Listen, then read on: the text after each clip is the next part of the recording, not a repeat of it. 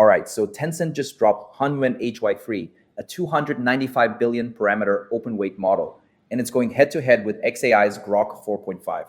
Hunyuan MT topped WMT 2025 in 30 out of 31 language pairs, and that's not a small gap. Both of these models dropped in mid 2026, and they're pulling serious attention right now. I'm comparing Hunyuan HY3 versus Grok 4.5 across 4 real tests, and every number I cite traces back to a named source with zero vendor spin. And honestly, the pricing gap between these two is so big, it could completely change which one you'd actually pick for a high volume workflow.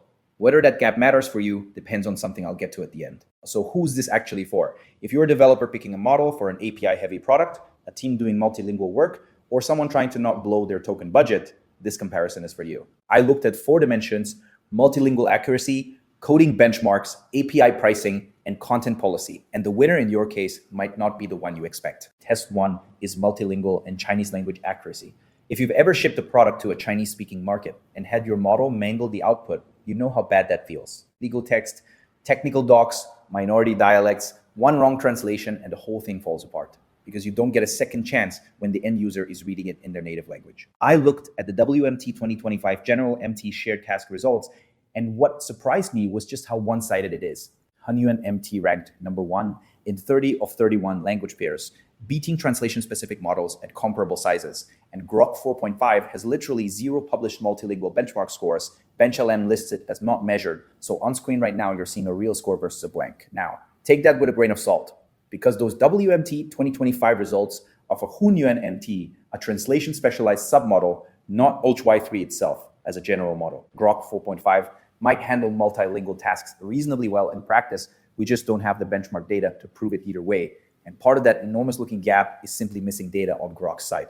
Hunyuan takes test 1, and honestly, I wasn't expecting it to be this clean. I figured Grok 4.5 would at least have something published, but there's nothing to compare against. So when you've got 30 out of 31 language pairs on one side and 0 benchmarks on the other, Hunyuan wins this by default and by merit, putting it 1-0 in the lead. Test 2 is reasoning and coding benchmarks. The concrete failure mode here is you spin up an agentic coding workflow, your model resolves 58% of real GitHub issues, and the other 42% either break silently or need a human to clean them up. And every unresolved issue is time and money, because a 6-point gap on SWE Bench Pro is not abstract. That's dozens of extra hours per sprint. What surprised me here is that both models actually have a published SWE Bench Pro score, so we can do a real comparison. Grok 4.5 hits 64.7%, Hunyuan HY3 comes in at 57.9%, and that's a 6.8-point gap, both vendor reported. And while HY3 does have a 78.0% on SWE bench verified, Grok 4.5 has no published number there, so I can't call that 1 either way. I want to be real about something though. Grok 4.5's hallucination rate on AA omniscience jumped from 25% to 54% compared to its prior version, which is a pretty significant regression. So yes, it codes better on SWE Bench Pro, but it's also making stuff up at twice the rate it used to. And that's a real trade-off worth thinking about before you commit to it for production. Grok 4.5 takes test 2. I was expecting this one to be closer, but 64.7% versus 57.9% on the same benchmark is a clear win, even accounting for the hallucination caveat. And for agentic coding specifically, Grok 4.5 is ahead on the only apples-to-apples number we have, so that ties things up at 1-to-1. Test 3 is API pricing and access. And this one hits different when you're actually running a product. You get your prototype working, you scale it up, and suddenly your token bill is 10 times what you budgeted. And I've seen teams kill entire features because the per token cost didn't make sense at volume. So the wrong choice here is a straight up business problem. I looked at the published API rates, and the gap is honestly kind of wild. Hunyuan HY3 runs about 15 cents per million input tokens. Grok 4.5 is $2 per million input tokens. So that's roughly 13 times more expensive for Grok on input alone. And output tokens are even wider at 59 cents versus $6 per million. Plus Hunyuan is Apache 2.0, so you can self-host and pay 0 per token at scale. Hunyuan wins test 3, and I kind of expected it, but the actual numbers still shocked me a little. 13 times cheaper on input tokens is a completely different unit economics conversation. And while Grok 4.5 has way better global distribution via OpenRouter and Bedrock, on raw cost, Hunyuan isn't close. So that's 2 for Hunyuan and 1 for Grok 4.5. Test 4 is content policy and censorship behavior. The failure mode here is real. You build a workflow around a model, you ship it, and then it refuses a perfectly reasonable request because of a policy you didn't know about, or worse, it hallucinates a policy compliant answer that's just wrong. And either way, your users feel it and you're the one debugging it. Okay, so I went looking for sourced benchmark data on content policy for both models. And here's what I found. Basically nothing verifiable. Neither Hunyuan HY3 nor Grok 4.5 has independently verified content policy benchmark data. And what you'll see on screen right now is two blanks. And the one signal I did find is Grok 4.5's hallucination rate doubling to 54%. But that's a reliability issue, not a policy benchmark.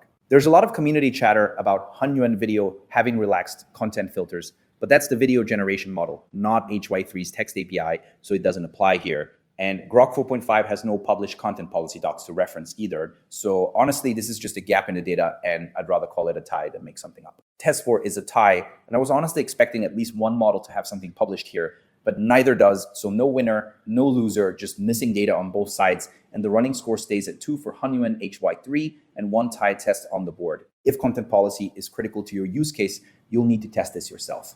Hunyuan HY3 wins on multilingual work, full stop. 30 out of 31 language pairs at WMT. 2025 is not a fluke, and it wins on cost at 15 cents per million input tokens versus $2, which is 13 times cheaper. Plus, it wins on open source flexibility with Apache 2.0 and VLLM support, so you can self-host at 0 per token cost. And its SVE bench verified score of 78.0% is strong even without a direct comparison. Grok 4.5 wins on agentic coding, 64.7% on SWE Bench Pro versus HY3's 57.9%. Both vendor reported on the same benchmark, and it wins on global reach through Open Router, Databricks, and Amazon Bedrock with no geographic friction. 500,000 context window is nearly double HY3's 256,000, which matters a lot for large code-based reviews. And it led Snorkel's professional reasoning eval with a 29% mean pass rate across 2,000 real workplace tasks. Honestly, I went in thinking this would be closer, but these two models aren't really competing for the same person. If you need Chinese or multilingual output, or you want to self-host and control your costs at scale, Hunyuan HY3 is the clear pick. And if you need a globally available API, 500,000 context window, and slightly better agentic coding resolution right now, Grok 4.5 is your model.